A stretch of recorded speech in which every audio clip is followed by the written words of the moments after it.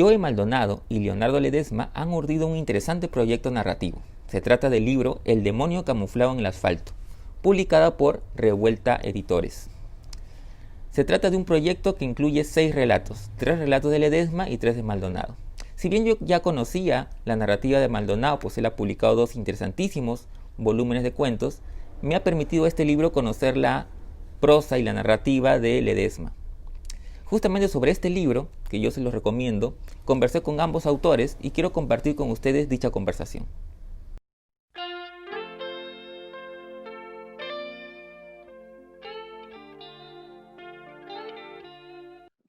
Hola Leo, hola Joe. Primero que nada, gracias por su tiempo y por conversar sobre este interesante libro, El demonio camuflado en el asfalto, publicado por Revuelta Editores. Eh, bueno, para empezar, cuéntenme un poquito cómo surge la idea, porque digamos que no es algo muy frecuente un libro, digamos, compartido, ¿no? He visto más en poesía, pero no tanto en narrativa. Cuénteme cómo surge la idea de este libro en conjunto. No, en realidad el libro nace a partir de una idea en común con Leonardo. Ya nos reunimos y conversamos varias veces como amigos que somos, conversamos de nuestros gustos, de, sobre todo de mucho de cine, de series de televisión, de, quizá también de esto que podemos llamar, entre comillas, narrativas menores, que son las creepypastas, los foros de internet, los mangas, los cómics y todo eso, ¿no? Todas estas cosas que nos emparentaban, más allá de amistad a través de los libros, a través de textos que nos compartíamos. Entonces, conversando varias veces, un día Leo me comenta, oye, sería genial hacer relatos en clave serie B, ¿no? De películas tipo clave serie B, de tipo de películas de bajo presupuesto, con cuestiones narrativas este, que escapen de la realidad, ¿no? O que la hiperbolicen en la televisión, ¿no? Que ovnis, zombies, en mi caso, el tema de lo postapocalíptico, ¿no? Eh, un día se me ocurrió, tú sabes que yo vivo en Ñaña, que es un lugar que está alejado, está en la periferia de Lima, es un lugar tipo como una especie de rancho o algo así, ¿no? Y hay muchos animales, hay establos, hay todo eso, y yo un día estaba, por ejemplo, en uno de estos establos visitando, y había una granja de conejos, ¿no? Y ahí se me ocurrió, por ejemplo, que estos conejos que tienen clave, no sé, de animalitos cariñosos o eróticos a veces, no sé, podrían un día dominarnos o volverse monstruosos, ¿no? De películas como es Donnie Darko, como hay una serie igual de unos no recuerdo bien el título, pero hay un capítulo donde unos conejos se vuelven locos. Entonces, romper esos estereotipos era más o menos lo que queríamos, ¿no? Y nada, más o menos surge esa idea, ¿no? Y también de darle una voz quizá a nuestros espacios donde nos hemos criado, ¿no? Leo en Matute y en mi caso que es Ñaña, ¿no? Plantar estos lugares o darles una voz que podría este, a ver, como que podría romper su realidad, ¿no? La realidad en la que están, ¿no? Leo me decía, recuerdo claramente, ¿por qué en Matute no puede haber máquinas del tiempo, ¿no? ¿Por qué en Ñaña no puede haber invasión de zombies? ¿Por qué siempre tiene que suceder esto en las grandes ciudades, como vemos en las películas, en las series, ¿no? Y entonces a partir de eso dijimos, oye, ya tenemos más o menos la línea o cómo podremos organizar este libro, ¿no? Uh-huh.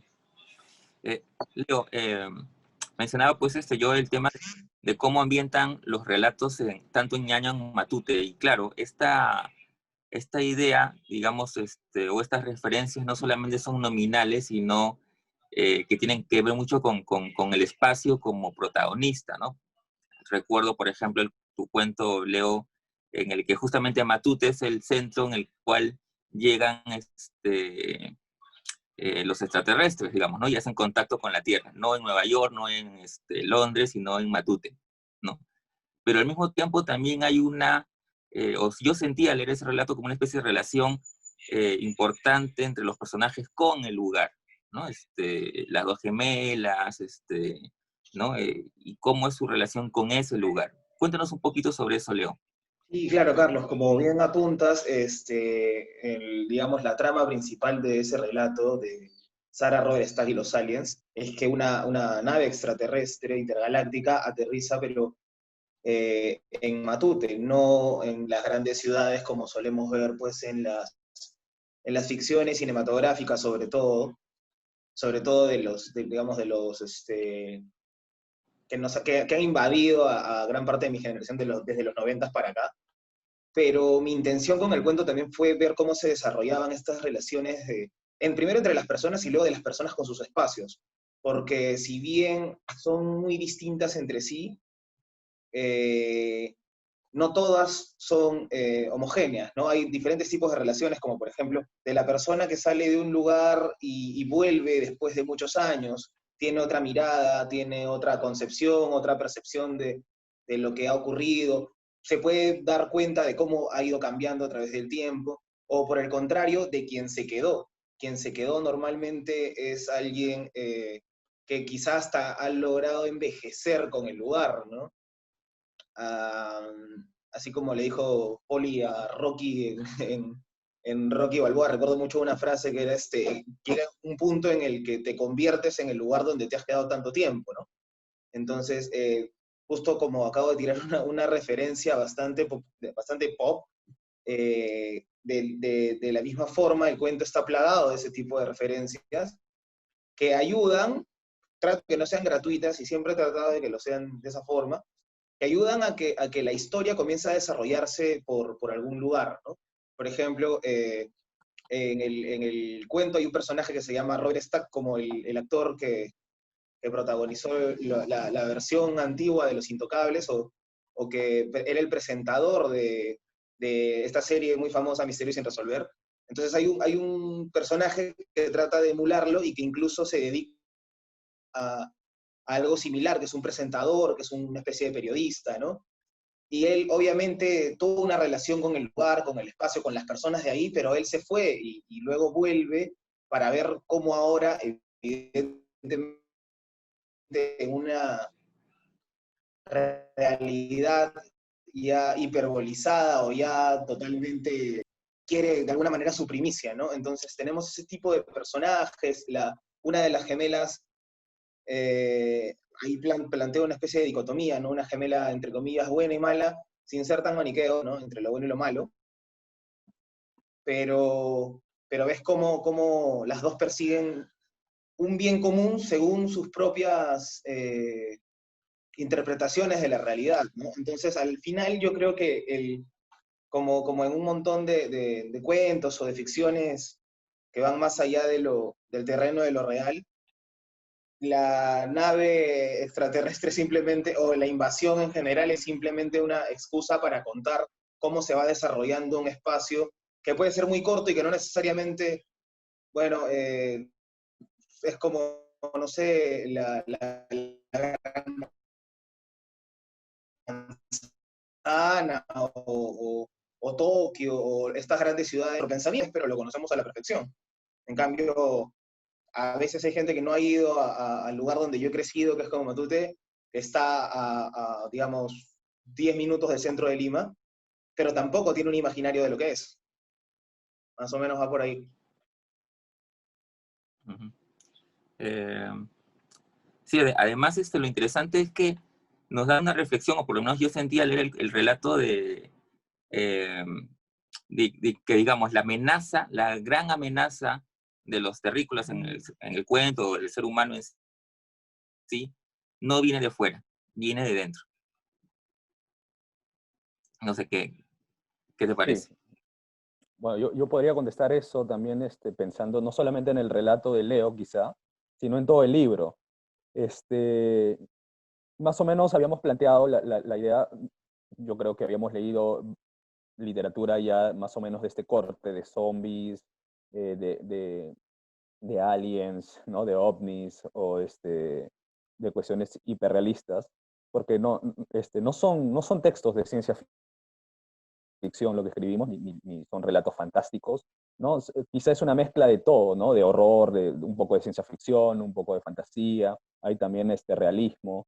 Entonces, en esta mezcla, digamos, como ya habíamos leído más o menos algunos referentes, yo me di cuenta que en la mayoría de casos, o sea, leímos tanto libros, digamos, canónicos y libros que podríamos calificar de literatura mala, ¿no? O todo tipo de basuras leíamos de internet, en papel físico.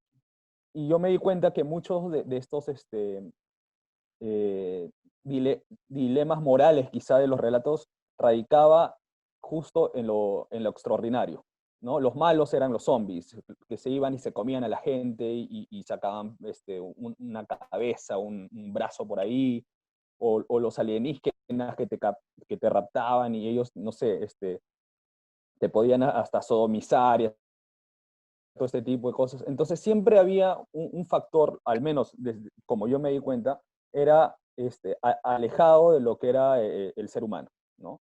Entonces lo que con Leo quisimos hacer era darle quizá una dimensión a los personajes, a los seres de carne y hueso que somos nosotros, ¿no? En, que en sus momentos límites quizá sacan lo que realmente son, ¿no? Como en el caso de cada uno de los relatos. No tienen, ¿cómo te diría? El problema no son los zombies, el problema no son los ovnis, no son los carros fantasmas, digamos, que pasan como en el relato de Leo, no son los videojuegos endemoniados, ¿no? Sino son más bien los seres humanos los que sacan su verdadero yo en esos momentos que, que tensionan su propia vida, ¿no? Que están en el límite. Entonces se van descubriendo a sí mismos y no sé si podríamos decir si son malos ellos o son buenos, ¿no? Quizá es su propia naturaleza y quizá desde un punto de vista, para nosotros esos códigos de supervivencia pueden ser los correctos o los buenos, ¿no?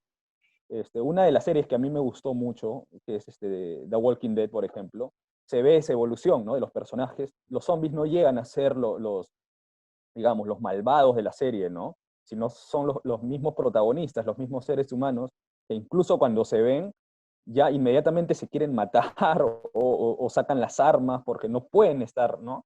No pueden estar juntos, no pueden ser esa tribu humana como siempre, como lo vemos actualmente, digamos, ¿no?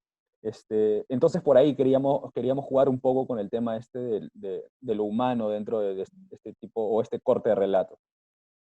Claro, no hay digamos, una unión por el bien común, digamos, sino que igual la naturaleza humana parece tender a la división, ¿no? Como pasa en tu cuento Las vacas flacas del apocalipsis, digamos, ¿no? Que es una Sí, invasión de zombies en Ñaña, en una ajá, Ñaña también fragmentada, ¿no? Por grupos que se enfrentan entre sí.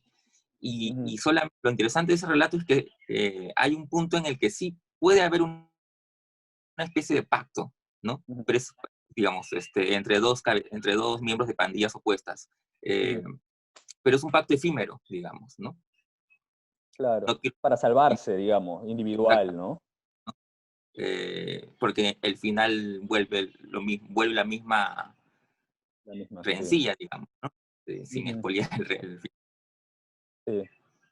Sí, pues, otra de las cosas que yo había visto es el tema de que nosotros como especie humana siempre hemos estado obsesionados con el tema del fin del mundo, digamos, del apocalipsis, ¿no? Este tipo de relatos que parecen muy vanguardistas, muy, digamos, muy modernos, muy pop, en realidad se ha escrito o sea, tenemos la referencia inmediata que sería la Biblia, ¿no? O sea, el Apocalipsis. Incluso hay un texto, el más antiguo de todos, el texto, o sea, que se reconoce actualmente por la hermenéutica que estudian, que ve estas cosas, es que el poema de Gilgamesh, que es el texto escrito más antiguo del mundo, Claro. ya habla en realidad de un diluvio, ¿no? De un fin.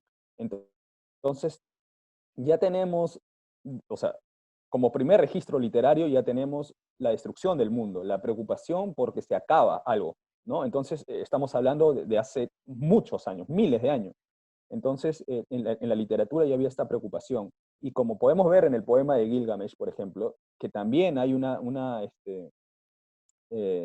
violencia por parte de los mismos protagonistas, ¿no? De Gilgamesh, del rey que escapa de su reino y se va a buscar la vida eterna y va haciendo cosas.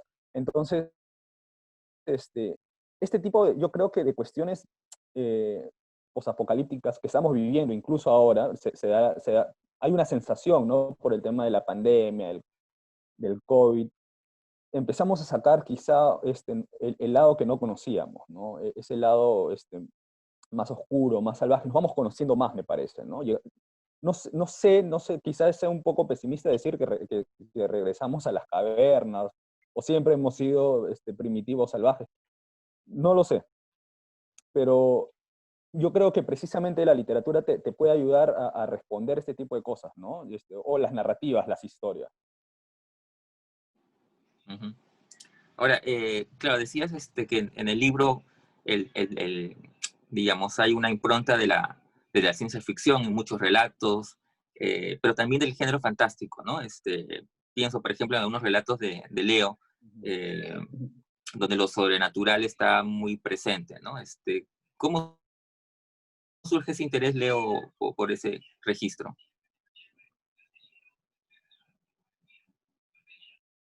Básicamente nace a partir de ciertos o de ciertas motivaciones um, que vienen de muchas artes, ¿no? Desde lo cinematográfico, por ejemplo, o incluso de lo literario mismo, ¿no? Hay cuentos de Bradbury, por ejemplo, no sé, pienso en El ruido de un trueno, o en Vendrán lluvias suaves, ¿no? Estos cuentos donde, en El ruido de un trueno, donde habla de un tipo que viaja en el tiempo a perseguir un dinosaurio y luego se da cuenta que ha cambiado el futuro del cual él llegaba, ¿no? Que es este principio del efecto mariposa que es muy famoso.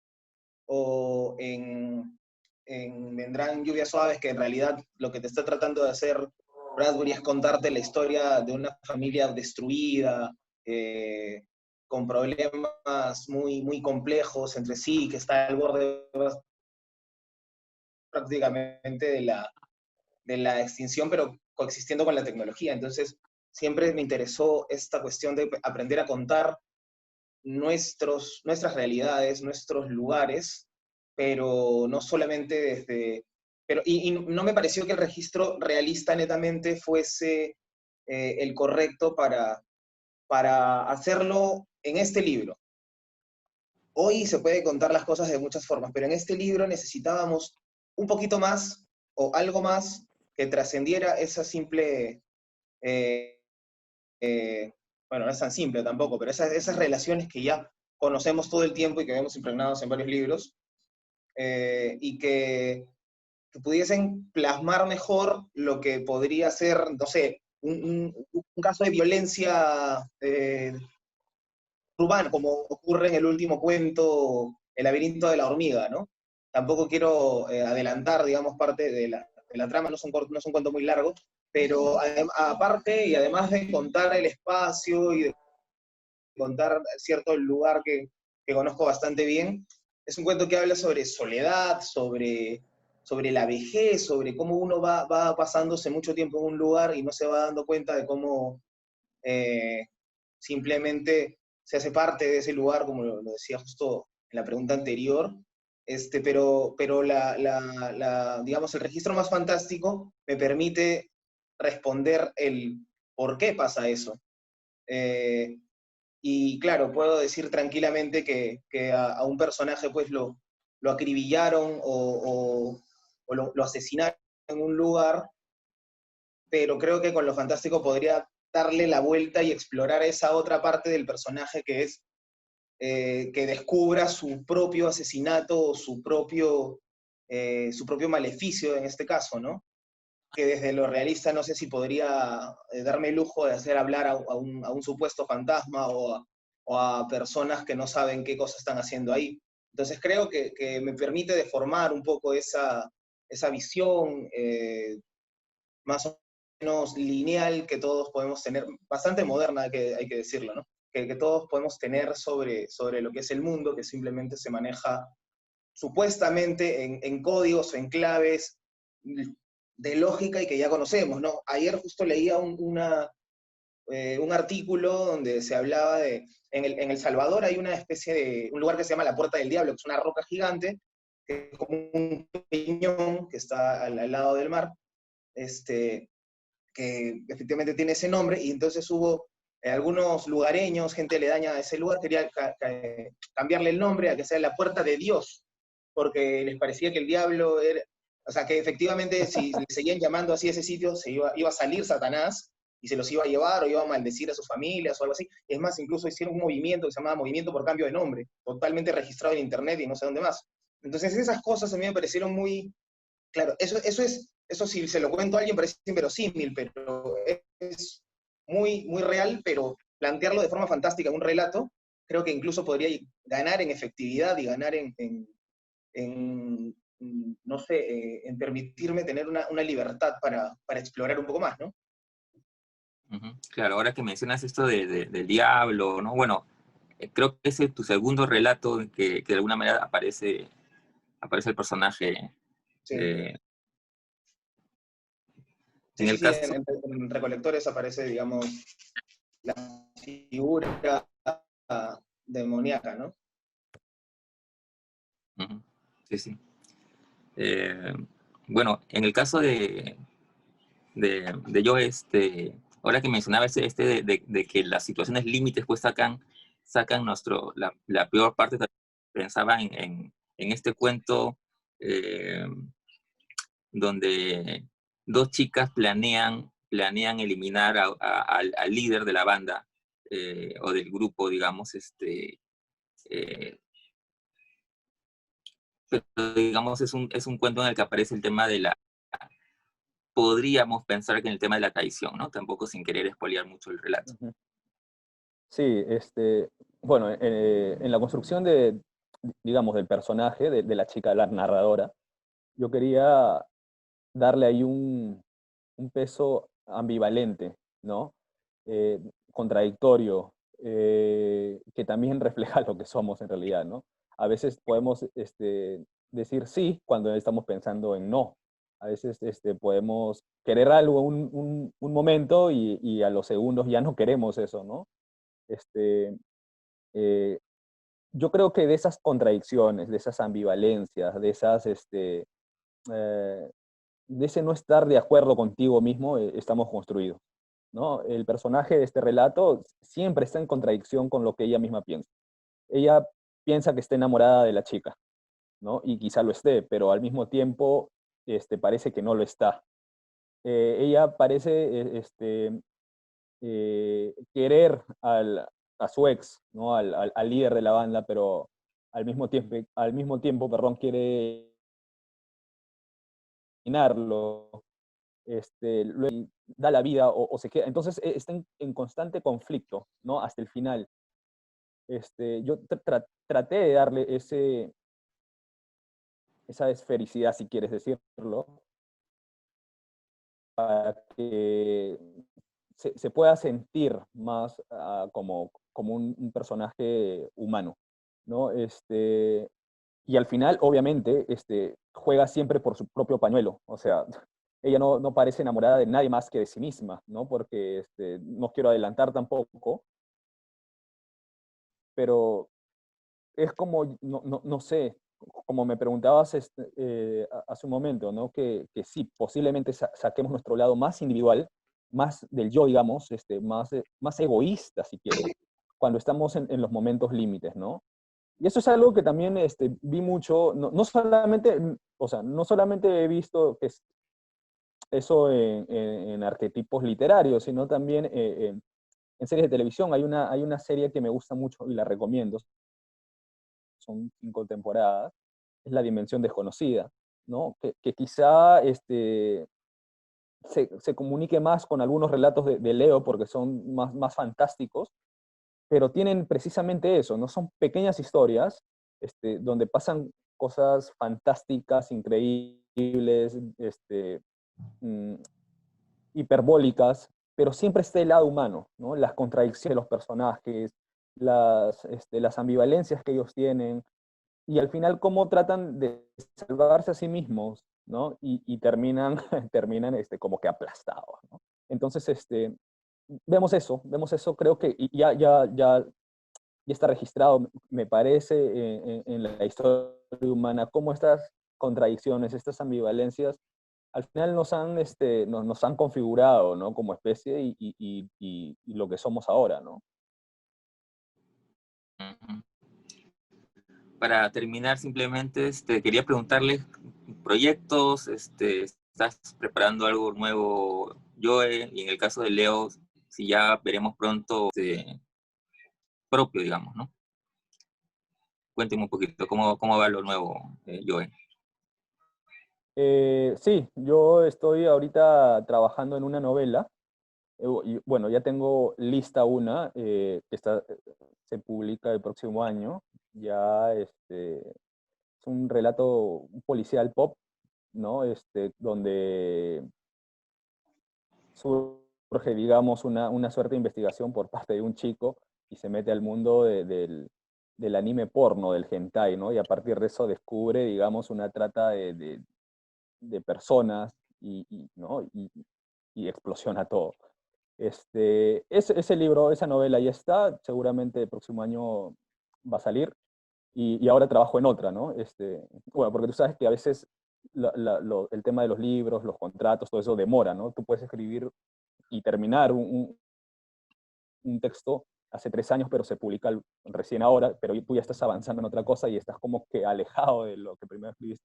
Más o menos estoy en eso, ¿no? Y escribiendo pequeños ensayos, sobre todo de lectura, ahora que por el tema del confinamiento he estado leyendo bastante en realidad, y ensayando sobre lo que leo, ¿no? Pequeños textos críticos, que los publico a veces, o a veces los guardo, ¿no? Quizá eso también algún momento salga como un libro orgánico de ensayos o algo así. Okay. Y en tu caso, Leo, Bueno, en caso, se suponía que el demonio camuflado en el asfalto iba a salir, a aparecer el año pasado en la feria Ricardo Palma, y eso me iba a dar, digamos, este 2020 una ventana para poder eh, terminar un libro que por suerte ya acabé, que es un libro de cuentos también, son relatos, pero mucho más realistas, más que van por el lado de lo urbano, de la ternura, de las relaciones en la primera infancia, la primera juventud, ¿no? Sobre la adolescencia, tal vez una exploración por ese lado, pero que también se ubica en gran parte de Matute, pero ahora ya vemos un Matute mucho más pegado a lo que conocemos. Este libro que ya se acabó, se suponía que saldría este año, pero por evidentes razones y por la cuestión coyuntural va a tener que aplazarse un poco. La verdad, aún no sé para cuándo, justo como dijo, uno ya termina, se deshace de lo que ha producido, de lo que ha escrito, y tienes que esperar a algunas llamadas o algunas coordinaciones, ¿no? Yo creo que ese libro estará para quizá el próximo año, quizá, no sé, no, la verdad ahora es incierto todo cómo está ocurriendo, ¿no? Justo leí una entrevista que le hicieron a Martín Caparrós donde decía que parecía que era un poco hasta vergonzante decir qué puede pasar de acá a un mes porque nadie lo sabe. Pero me imagino que el libro llegará, ahora sí, mi primer libro solo, llegará para el próximo año. Y aparte de eso, bueno, he venido trabajando en algunas cosas durante la pandemia, además del trabajo formal con el que uno trata de alimentarse y de darle de comer a los suyos. He venido leyendo algunas cosas, he venido escribiendo sobre todo, trato de escribir todas las noches, si es posible, y viendo qué es lo que va a pasar dentro de unos meses.